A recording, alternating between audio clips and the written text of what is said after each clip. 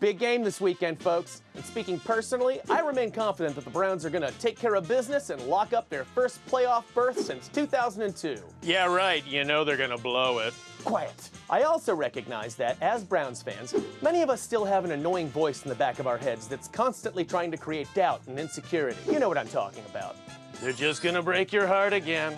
No, it's different this year. First and foremost, I want to assure you that you should not feel bad about hearing that nagging voice. Based on our team's traumatic history and the remarkable consistency with which they've let us down over the past 2 decades, it would actually be weirder if we were confident in our team. They'd already be in if they could have beaten the terrible Jets last week. Okay, that's not fair. We had no receiver. Not letting it get to me.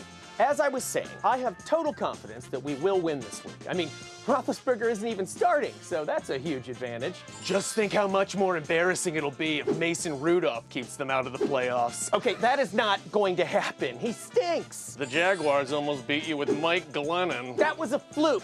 Glennon was hot that day. You know what? I'm not going to do this. Even if we were to somehow lose on Sunday, which I do not think we will. What if the game comes down to a Cody Parkey field goal? Ugh, I know. I thought about that. No, stop. In the unlikely event that the Browns do lose, that would still not technically eliminate them from the playoffs. Sounds like you're hedging your bets. No, I am confident. I just researched this for other Browns fans who might be less confident than I am. Okay, as you can see here, even if we did lose on Sunday, if the Colts lose or tie to the Jaguars, the Browns are still in. You're right. It could happen. Even if it doesn't, we could still easily cruise into the postseason with this extremely plausible scenario in which Tennessee loses and both Miami and Baltimore either win or tie. It's just that simple. You reek of desperation. Oh, as if I don't know that!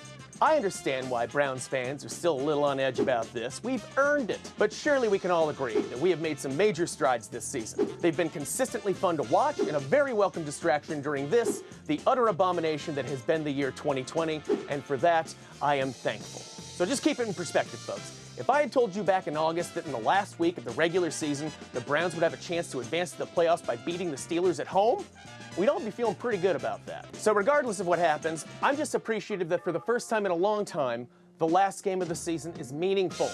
And, if nothing else, I got to see my team win at least 10 games for the first time since 2007. Hey, that team also didn't make the playoffs. All right. So just ignore that little voice in your head this weekend and enjoy the game. Happy New Year and go Browns.